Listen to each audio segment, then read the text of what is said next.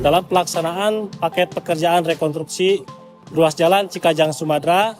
Salah satu item pekerjaan yang sedang dilaksanakan yaitu pemasangan saluran UDIT. Saya sebagai konsultan pengawas mengecek ke lapangan dan meminta kepada pihak penyedia jasa agar memperbaiki saluran UDIT yang tidak sesuai dengan spesifikasi teknis. Hal ini dilakukan agar melihat stabilitas tanah dan saluran air. Kemudian nanti akan dipasang lantai dasar atau LC sesuai dengan spesifikasi teknis dengan menggunakan campuran beton dan mutu yang sesuai dengan yang tertera dalam kontrak. Koreksi ini menunjukkan komitmen dari semua pihak, baik dari pihak penyedia jasa, konsultan pengawas, dan juga dari pihak dinas untuk menjaga standar mutu, keselamatan, dan tanggung jawab teknis demi memberikan infrastruktur jalan yang aman, andal, dan berkelanjutan bagi masyarakat. Sekian dari saya sebagai tim konsultan pengawas. Assalamualaikum warahmatullahi wabarakatuh.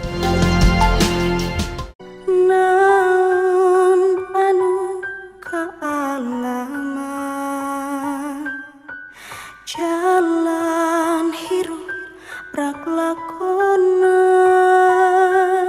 rahayu panuntun indung ngadekeun lembur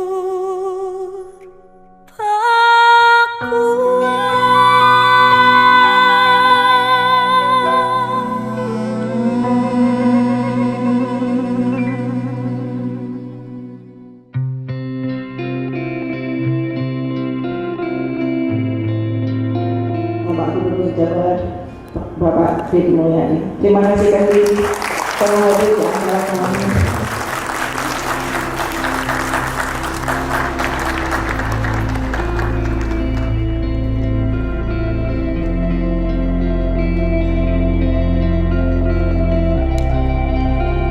Assalamualaikum warahmatullahi wabarakatuh. Sampurasun. Terima kasih atas kehadirannya. Saya masuk ruangan yang sangat enak karena saya jarang jadi gubernur di ruangan yang mewah, enak. Biasanya tiap hari saya panas-panasan, hujan-hujanan. Ya, terima kasih. Dan saya dapat gratis, ini kan tidak pakai dana APBD, aman. Terima kasih. Ketua DPP, ini istilahnya Apindo itu provinsi DPP. Oh, Ketua DPP Apindo Provinsi Jawa Barat, saya ucapkan terima kasih. Cekatan, lincah, turun naik, luar biasa, ambisius. Yang paling hebat itu suaminya menurut saya. Kok bisa ya sabar menghadapi istri segesit ini? Tepuk tangan ya. Kemudian Kepala Dinas Tenaga Kerja Provinsi Jawa Barat, Direktur Komite Pemantauan Pelaksanaan Otonomi Daerah, kemudian juga hadir ini dari Kepala Kantor Wilayah Bea Cukai. Saya ucapkan terima kasih. Perempuan sekarang ini musimnya perempuan. Rupanya yang paling dipercaya perempuan. Memang laki-laki kurang bisa dipercaya.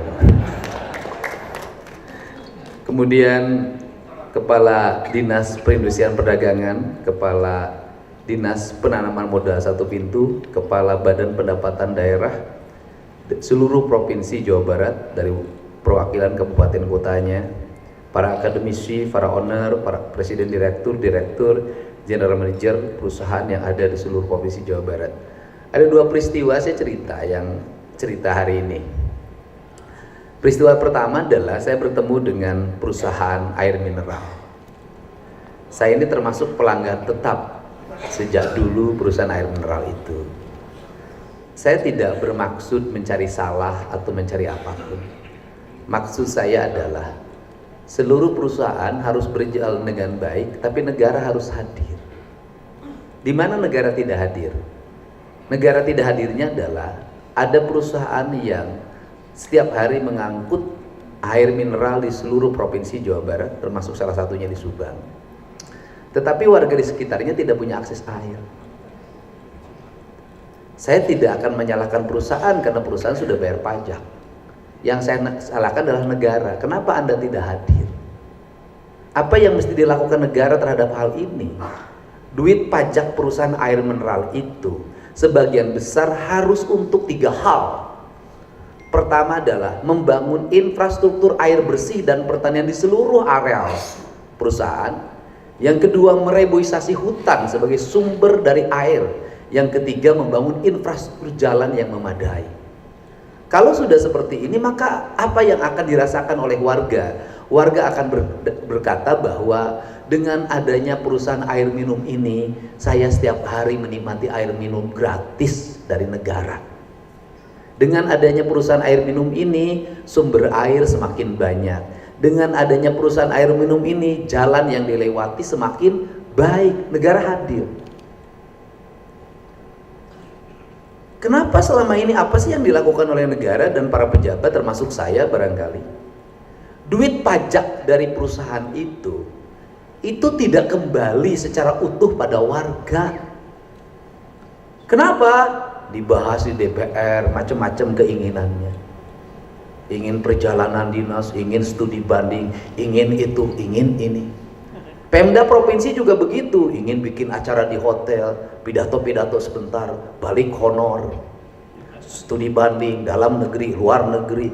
Ingin biaya yang dikeluarkan oleh pemerintah cepat keluar, pertanggungjawabannya rendah, tapi tidak punya impact bagi lingkungan. Apa yang terjadi? Infrastruktur hancur, listrik tidak tersambung, air tidak mengalir. Rakyat berkata apa? Apakah marah sama pemerintah? Tidak, karena pas pemilu udah bagi amplop. Marahnya sama siapa? Sama perusahaan. Mobil nabrak dikit ribut. Terus apa lagi? Ngasih proposal buat Agustusan, tidak dikasih, di demo perusahaannya. Menurut saya tidak layak lagi siapapun mengajukan proposal ke perusahaan. Kenapa? Perusahaan sudah bayar pajak. Jadi kalau ada desa bikin proposal, menurut saya tidak layak. Kenapa? Dana desanya berarti tidak berfungsi dengan baik. Bantuan keuangan desanya tidak berfungsi dengan baik. Kenapa? Sudah ada alokasinya kok. Negara sudah bayar, mereka sudah bayar pajak, sehingga berulang-ulang saya ngomong, kalau industri ingin maju, satu hal, perusahaan sudah bayar pajak, jangan dipajakin lagi. Aqua itu, saya sebut merek deh, katanya setiap tahun 1 miliar ngasih bantuan ke Pemprov Jabar melalui vendor untuk bangun jalan. Mulai besok Anda nggak boleh lagi. Kenapa? Duit Provinsi Jawa Barat untuk bangun jalan cukup, nggak usah disumbang lagi oleh perusahaan. Kenapa? Harga diri itu. Apa tidak malu pemerintah? Jalan yang menjadi kewajiban dirinya dibantu oleh perusahaan, sedang perusahaan udah bayar pajak. Di mana harga diri kita? Artinya sekolah kita yang tinggi-tinggi ini, yang sampai gelarnya tinggi, ngatur duit saja tidak bisa, kalah sama ibu saya, Ibu Karsiti, bisa ngatur duit di rumah mesti nggak sekolah. Ini kan penting. Saya yang kedua, saya bertemu lagi dengan BYD, dia curhat. Bahan tambangnya udah habis, pembangunannya hampir nggak jalan. Saya kasih solusi. Anda ngambil kuari dari mana? Dari perusahaan ini. Oke, berapa harganya? Sekian.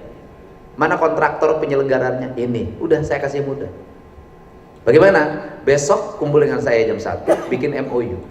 Anda mobil dari sini ngakuin, Pak, akses tolnya bisa dibukain. Saya telepon di Rut Jasa Marga, Pak, walaupun akses tolnya belum dibuka, udah kita kasih jalan, nanti tinggal hitung berapa ritasenya, hitung oleh tol harus berapa bayar, oke masuk, gak ada masalah.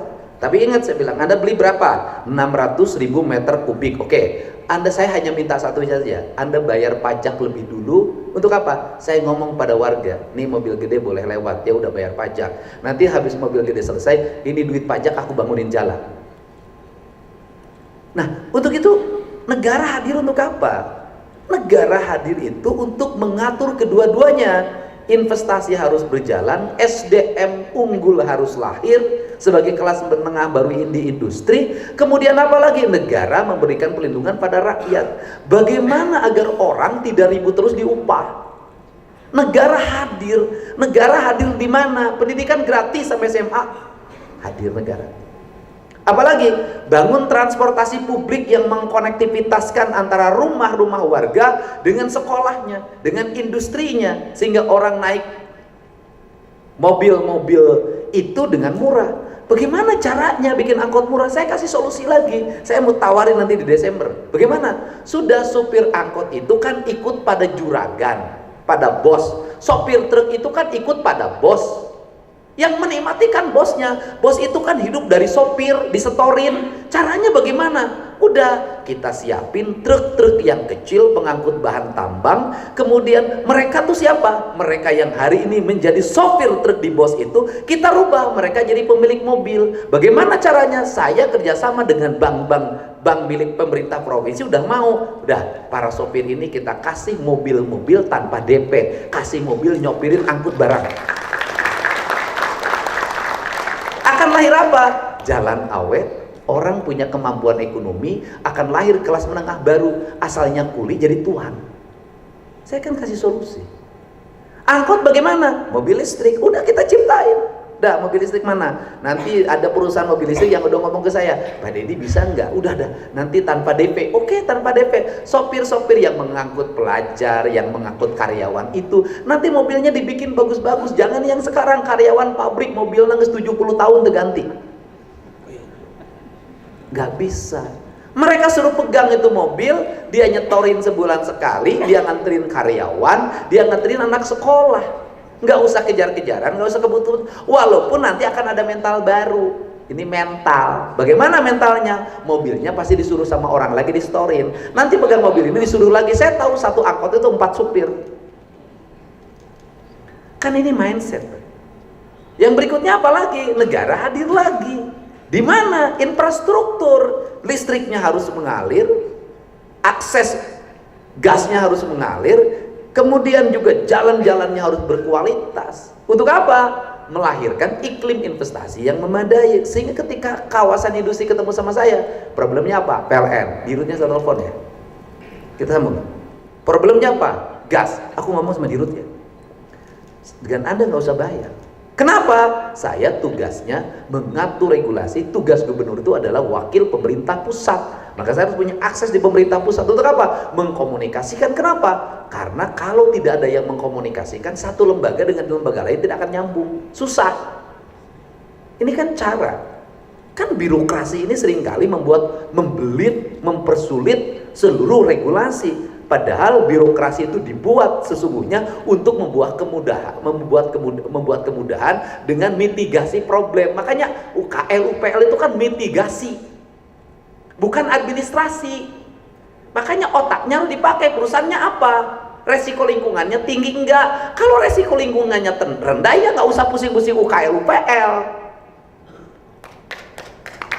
Orang bikin pabrik, pabriknya ngejahit baju, pasang kancing, nggak usah UKL UPL sama pabrik kimia, 3 jam harus selesai.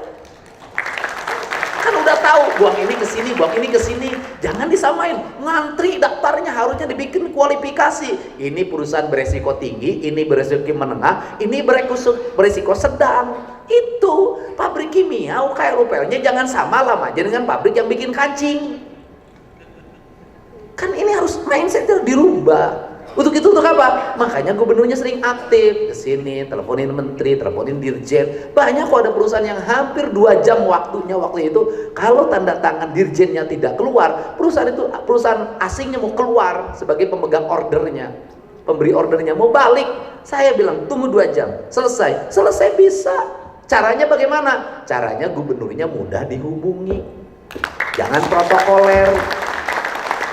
Dan gubernurnya jangan punya istri, udah.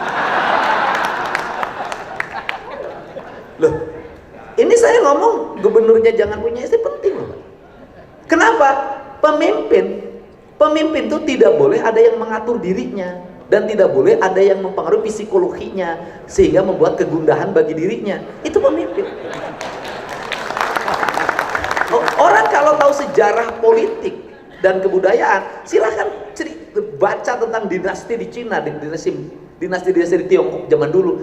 Raja itu tidurnya sendiri segini, nggak kasihan. Kenapa? Karena mimpi-mimpinya, ide-idenya tidak boleh dipengaruhi oleh yang di sampingnya. Dia netral, dia independen, dia tidak boleh dipengaruhi oleh siapapun kecuali gagasan yang ada dalam pikirannya. Ini penting dalam kepemimpinan. Anda Anda silahkan dicek. Kaisar itu tidurnya sendiri. Anda mau pergi ke Korea, tentang sejarah Korea sendiri.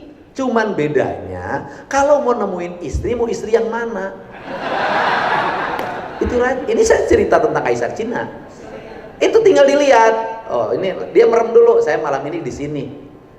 Tapi tidurnya itu tidak mempengaruhi perjalanan malamnya. Kenapa? Dia balik lagi ke tempat tidurnya. Itu kasar. Kenapa? Free dia harus bebas, dia harus merdeka, harus terarah. Maka kata orang Sunda, pemimpin itu, ratu itu gurat batu. Karena gurat batu keras kepala, tidak mudah dipengaruhi dan tidak mudah berubah. Itu ratu dengan politisi beda. Ya kalau politisi berubah dalam setiap waktu, tergantung kepentingan dan arah angin. Saya ini politisi satu sisi, tapi di sini saya ini gurat batu. Saya kalau mau ngomong sebagai politisi, saya ini aneh. Kenapa? Saya ngambil sikap terhadap sebuah hal yang sikap itu ditakuti oleh banyak orang. Nyalon gubernur ngambil isu Sunda Wiwitan, kebudayaan. Mana ada yang berani di Jawa Barat? Tapi saya punya keyakinan bahwa gagasan ini akan menjadi gagasan besar bagi sebuah kemajuan. Itulah pemimpin, itulah raja, itulah ratu. Kalau politisi enggak, tergantung netizen kesini. Kalau saya enggak, ditentang sama netizen silahkan. Tapi gagasan saya akan saya yakinkan bahwa besok gagasan yang benar. Itu pemimpin. Dan besok baru, oh nya benernya orang makareknya, oh maksudnya kadinya. Pemimpin itu harus merubah mindset publik, bukan pemimpin diatur oleh mindset publik. Beda. Nah, untuk itu negara hadir di situ. Di mana lagi negara hadir? Jaminan kesehatan warga. Kenapa? Untuk menjamin agar warga itu stabil, tetap di rumahnya, tidak marah. Jaminan lagi, pajak harus diatur distribusinya. Saya sudah minta kepala Bapeda, coba keluarin data desa-desa yang dekat pabrik.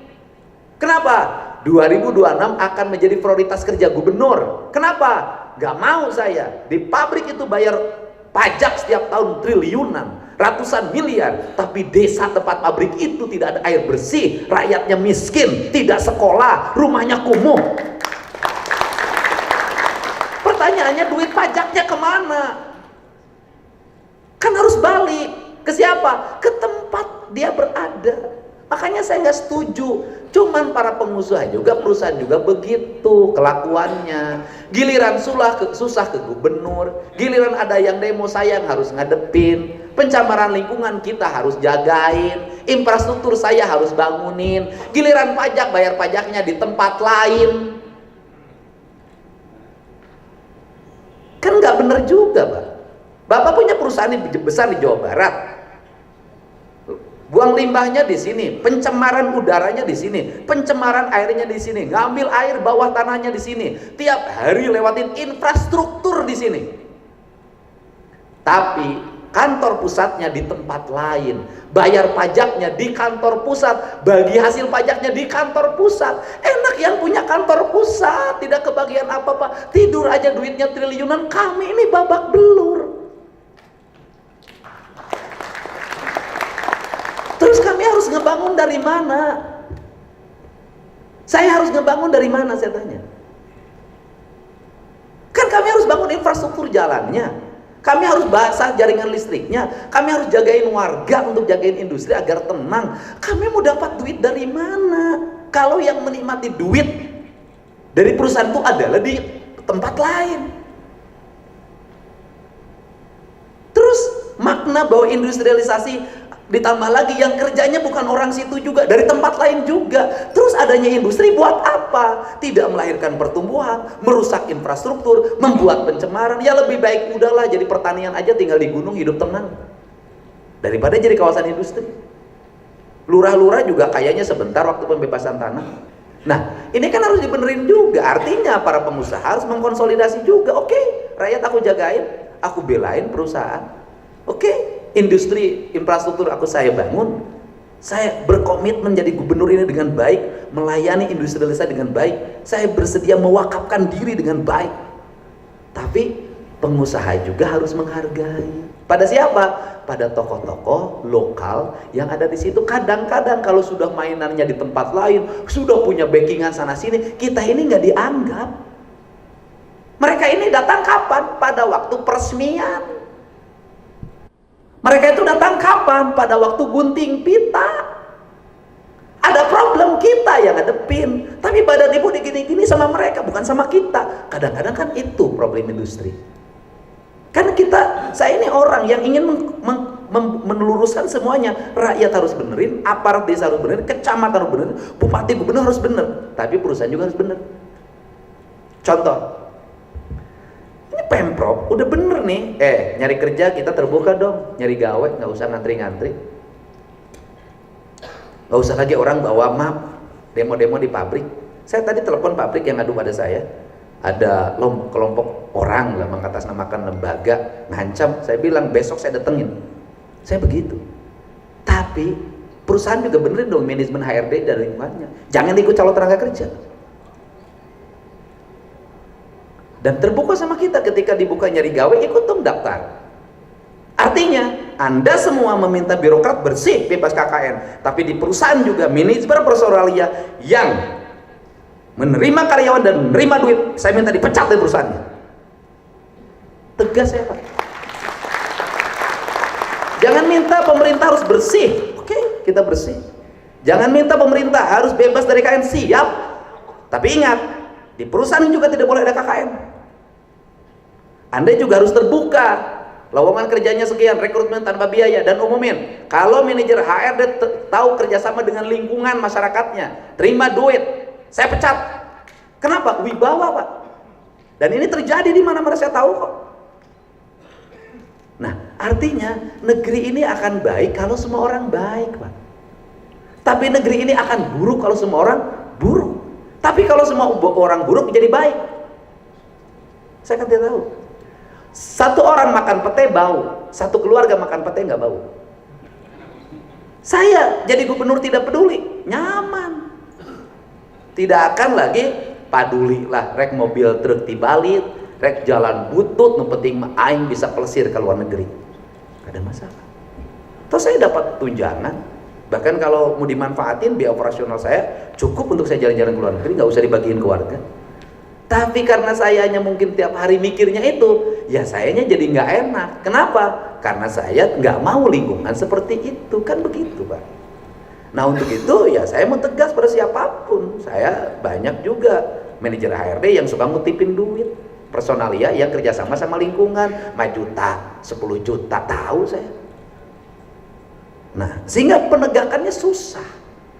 Nah, untuk itu, mari kita bersama membangun investasi yang kenapa? Saya tahu investasi itu standarnya adalah bebas KKN. Saya tahu negara-negara yang selama berdirinya industri itu nggak pernah ngasih uang apapun, saya tahu, saya paham.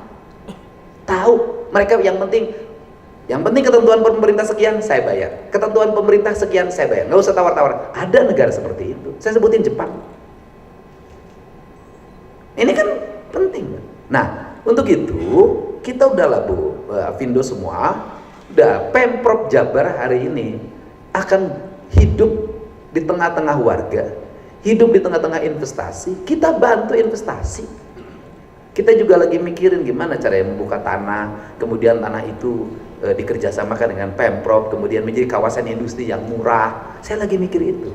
Setelah itu kita bangun fasilitas listriknya, fasilitas air bersihnya. Ketika industri masuk di situ sudah ada, nggak usah lagi. Di Indonesia ini kan kasihan, Pak, kalau ada pembangun kawasan itu, kawasannya harus mikir ngakses listrik, kawasan mikir ngakses air bersih, kawasan mikir ngakses gas. Harusnya kan itu negara yang langsung nyiapin.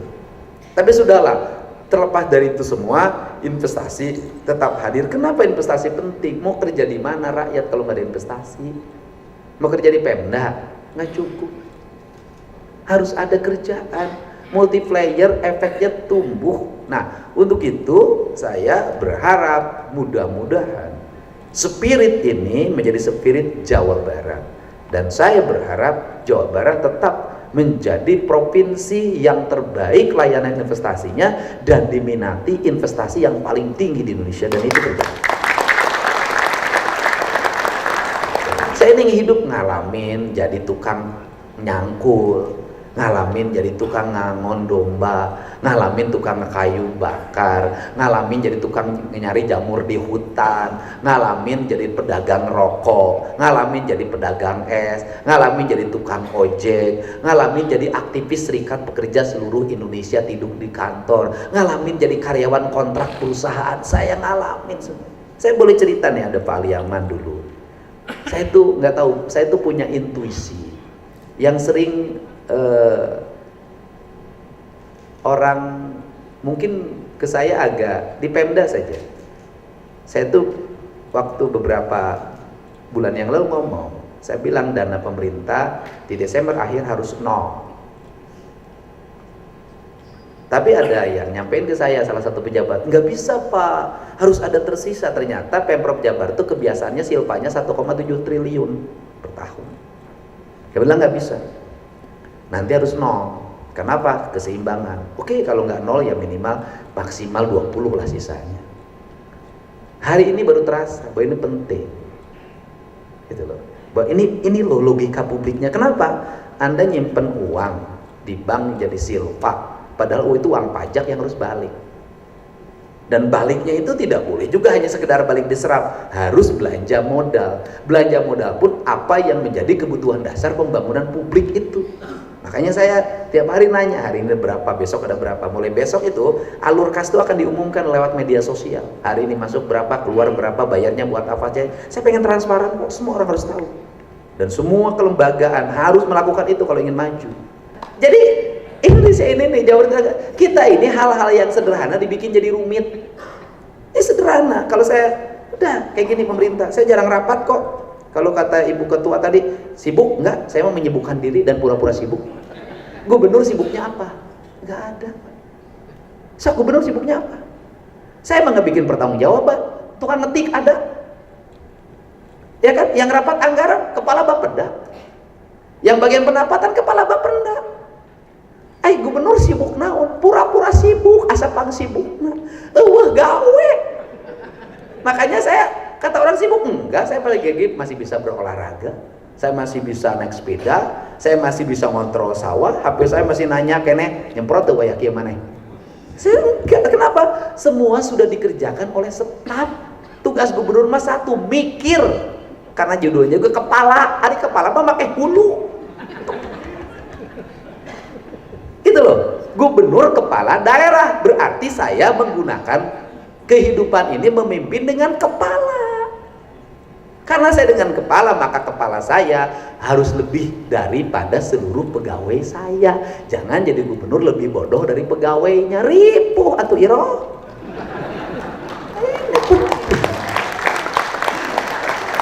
Makanya saya selalu ngomong kalau sama staf, Anda pemain, saya pelatih.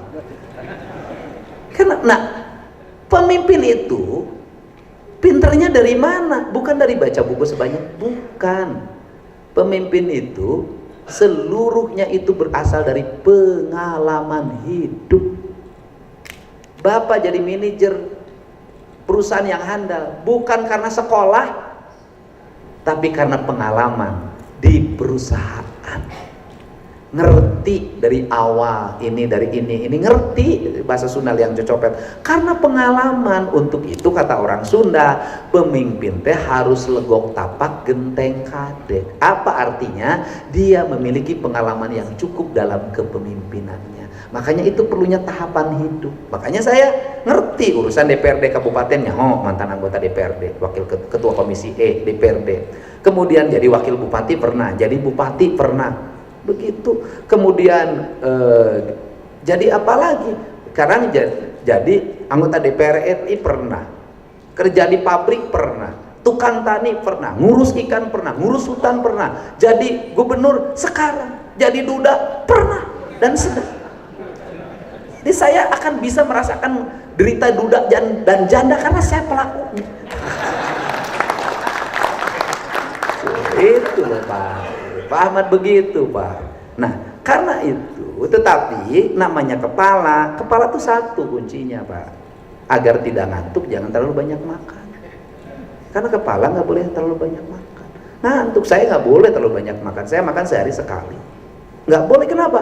Agar mata saya tidak ngantuk. Kenapa? Saya ini kepala. Kenapa?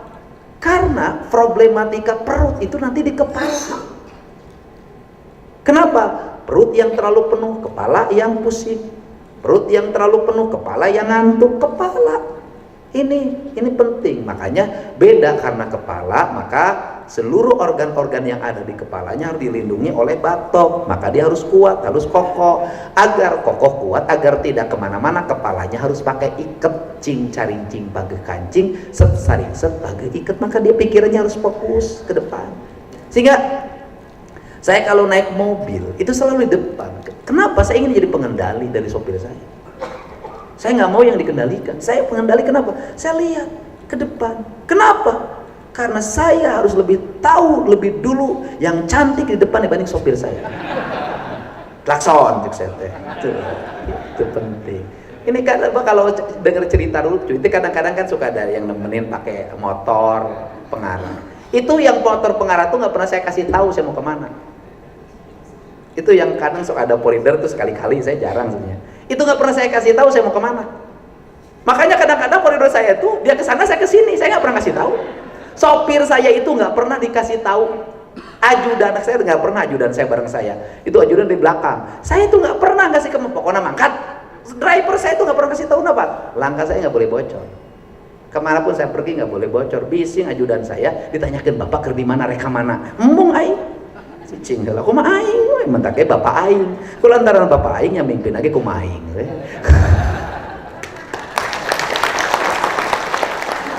Apakah kumaha aing ini absurd? Tidak. Kumaha aing ini terarah, terencana. Tak cek, terencana dan terarah. Ada target dan tujuan, dan itu bisa dilihat dari progres. Ya, progresnya ya pembangunan. Pembangunan ya silahkan lihat. Progres anggarannya silahkan lihat. Serapan anggarannya silahkan lihat. Realisasi anggarannya silahkan lihat, realisasi pendapatannya silahkan lihat. Sehingga dalam keadaan santai, kadang-kadang saya tidak pernah rapat, kan serapan anggarannya terbaik di Indonesia. Sederhana. Cek tiap hari begitu tidur, dikasih sabaraha jang. Iya, ganyang saya balanjana jeung naon wae. Sebutin, saya itu ngatur, Pak. Untuk ini, kenapa? Saya belajar dari ibu saya. Ini cara membangun harus begitu. Nah, staf itu satu. Diberi kepercayaan itu satu, diyakini, tapi bahwa pemimpinnya mengawasi, dia akan hebat. Nah, untuk itu urusan investasi ini yang menjadi arah. Jadi Provinsi Jawa Barat, Bapak udahlah, Pak ada kesulitan apapun, udah kita turun. Bahkan saya kan udah ngasih nomor tuh pada seluruh industri, ada kesulitan bilang sama saya tanganin. Dan saya ajak Bupati Wali Kota untuk satu pikiran yang sama. Saya akan ajak kepala daerah pikiran yang sama. Kenapa? Kita nggak bisa nyiapin lapangan kerja yang berat, yang banyak. Maka industri harus dilindungi oleh kita, regulasinya harus dilindungi. Dan nggak boleh saya bilang kayak kejadian saya tadi, mungkin ini harus dikoreksi. Ada perusahaan bayar air, pajaknya bayar 3. 1 bayar ke PDAM, 2 bayar ke perusahaan BUMN, yang ketiga bayar pajak. Saya bilang nggak boleh begini. 1 aja bayar. Nah kan gini, kita ingin terbangun citra bahwa di Indonesia ini, di Jawa Barat ini ada kepastian. Karena ada kepastian, maka setiap orang boleh datang ke sini, berusaha di sini, mencapai tujuan yang sama. Dan saya ucapkan terima kasih, semoga seluruh regulasi investasi di Jawa Barat berjalan dengan baik. Dan tugas pemerintah ini agar regulasi industri dengan baik apa? Memberikan perlindungan kepada masyarakat dengan memberikan jaminan bagi seluruh rakyat. Ini saya berikan jaminan nggak main-main, Pak. Di rumah saya tuh tiap hari 150 orang, Pak. BPJS-nya belum dibayar, lunasin. Sekolahnya sekolah. Saya ingin satu aja. Saya tidak mau ada warga Jabar meninggal, negara tidak hadir untuk mengobati. Karena itu dosa besar menurut saya. Ini penting. Saya nggak mau. Kalau itu komitmen saya nggak mau ada warga Jabar meninggal di rumah sakit, kemudian pulangnya itu keluarganya harus membayar. Saya nggak mau. Sudah kehilangan nyawa, harus juga kehilangan kekayaan yang itu bisa dipakai untuk anak-anaknya. Saya nggak mau. Negara harus hadir. Hari ini boleh Pak Asisten. Ini kadang-kadang sikap mental harus diperbaiki. Orang Sunda ini perempuan ini harus dibenerin, nggak boleh gini. mudah sekali tergoda. Digoda sama saya susah, tapi digoda sama orang Bogor, kemudian dipertemukan dengan orang Tiongkok, mau pergi ke luar negeri. Habis itu keluarganya nangis. Apakah gubernur membiarkan? Tidak, saya hadir. Ayo proses. Hari ini Pak, buka di Snaker, koordinasi aja. Besok saya siapin 150 juta. Ya. Hari ini memerlukan biaya 150 juta untuk transportasi pengembalian. Kalau mau ngomong Pak, ngapain sih gubernur ngurusin begini? Tapi bagi saya, siapin 150 juta saya bilang tadi. Kalau nggak ada pemerintah saya nyiapin. Kenapa? Ini harga diri bangsa. Masa negara sebesar ini, provinsi Jawa Barat sebesar ini, ada rakyatnya sekarang di Tiongkok mau dibalikin. Susah, 150 juta nggak punya. Harus ada. Dan problemnya cuma satu aja kan, hari ini mereka harus cerai dulu kan. Mereka harus cerai dulu. Beberapa waktu yang lalu ada mayat di Korea. Harus dikembaliin. Harus bayar dia transportasi berapa? 50 juta. Pulangin. Saya bayar. Ini negara. Saya ini ingin menjaga kehormatan rakyat Jawa Barat. Bahwa rakyat Jawa Barat punya pemimpin. Ciri rakyat Barat punya pemimpin adalah kalau ada kesulitan, ada yang menolong, membantu dan mengayomi. Karena tugas pemimpin adalah itu. Nah, untuk itu bahwa saya berdiri pada kepentingan semua. Berdiri di atas kepentingan para pekerja. Pekerja harus sejahtera. Tidak boleh ada perusahaan yang tidak membayar upahnya dengan baik. Dan yang paling menarik itu, justru problematika buruh itu justru terjadi padahal yang tidak pernah disoroti, yang tidak mendapat pelindungan, jaminan kesehatan, jaminan hari tua, jaminan kecelakaan kerja siapa sih? Justru itu pada kuli-kuli pertambangan. Tapi pernah ada yang demo nggak? Pernah nggak berdemonstrasi menentang terhadap para kuli-kuli pertambangan yang tidak dikasih jaminan kesejahteraan? Jamin nggak ada. Mereka meninggal, ya meninggal. Mereka amruk. Saya kan ngalamin. Ada kuli pertambangan di Cirebon, gunungnya roboh. 6 bulan yang lalu saya anggota DPR udah ngingetin, jangan diterusin, siapa ini bahaya. Roboh juga perusahaannya, nggak ngasih. Ayo Allah, pemerintah yang hadir lagi untuk jaminin anak-anaknya. Bayangin loh Pak. Tapi di Indonesia ini aneh. Sama orang yang melanggar, sama kelompok yang melanggar, sama pengusaha yang memperkaya diri dan mempekerjakan orang tanpa mempertimbangkan aspek kemanusiaan dan kesejahteraan, tidak pernah diprotes. Tapi sama industri kadang-kadang yang sudah bayar pajak, taat regulasi, tapi caci makinya luar biasa. Ini Indonesia ini aneh. Makanya hari ini saya mulai geser. Pertambangan saya tata, saya audit. Auditnya 4 saya bilang. 1 audit lingkungan, 2 audit transporter, 3 audit pertambangannya, 4 audit kesejahteraannya. Saya atur nanti. Kenapa? Nggak boleh ada perbudakan di Jawa Barat. Ini penting. Ini penting. Nah, untuk itu pemimpinnya tegas pada semuanya. Saya baik pada semuanya, tegas pada semuanya. Saya berdiri di tengah buruh, saya berdiri di tengah pengusaha, saya berdiri di tengah-tengah kepentingan masyarakat Jawa Barat apapun. Dan saya tidak akan memihak pada siapapun, saya akan memihak pada satu, kepentingan bangsa dan negara, kepentingan pemerintah Provinsi Jawa Barat untuk kesejahteraan rakyat, titik, itu kepentingan saya. Nah, untuk itu saya ucapkan terima kasih. Semoga pertemuan malam hari ini menjadi pertemuan yang memberikan spirit bagi kita, bagi para WNA yang hari ini ada di Jawa Barat, yang memiliki konektivitas terhadap investasi, baik dari Tiongkok, dari Korea Selatan, dari Jepang, dari India, dan dari Singapura, dari berbagai belahan dunia lainnya. Berinvestasilah di Jawa Barat. Semoga saja untuk membuka mata dunia tentang investasi, suatu saat saya bisa mendapatkan calon istri WNA. Iya kan, mau Korea, kayak mau Jepang, mau mana aja lah, mau Malaysia nggak apa-apa. Sebagai bentuk apa? Bentuk harmoni pada dunia, bahwa investasi di Jawa Barat ini sangat terbuka untuk siapapun. Jangankan investasi calon istri pun saya terbuka dari WNA.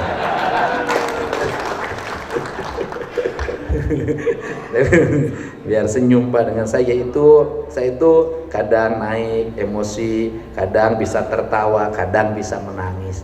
Karena itulah hidup. Hidup itu akan bahagia karena kalau ada emosi, ada tertawa, ada menangis, dan tugas pemimpin itu adalah menjadi orkestrasi di antara seluruh emosi itu, dan dia harus mengelola dengan baik. Untuk itu saya ucap terima kasih Wilujeng Wengi, moga sehat, mudah-mudahan Asosiasi Pengusaha Indonesia itu menjadi garda terdepan dalam melakukan orkestrasi terhadap investasi di Jawa Barat, memanage urusan perburuhan di Jawa Barat, dan kita semua harus menyadari bahwa investasi hanya akan berjalan dengan 3 komponen. 1, negara yang mengatur regulasi dengan murah dan cepat. 2, pengusaha yang memiliki modal yang murah. Yang ketiga adalah para pekerja yang memiliki SDM yang tangguh. Dengan kekuatan itu kita akan bisa mewujudkan hubungan industrial yang berpancasila, sejahtera dan istimewa. Wallahu muwaffiq ila aqwamit thoriq. Assalamualaikum warahmatullahi wabarakatuh. Salam Swastiastu. Waalaikumsalam warahmatullahi wabarakatuh. Terima kasih banyak untuk posisi Bapak.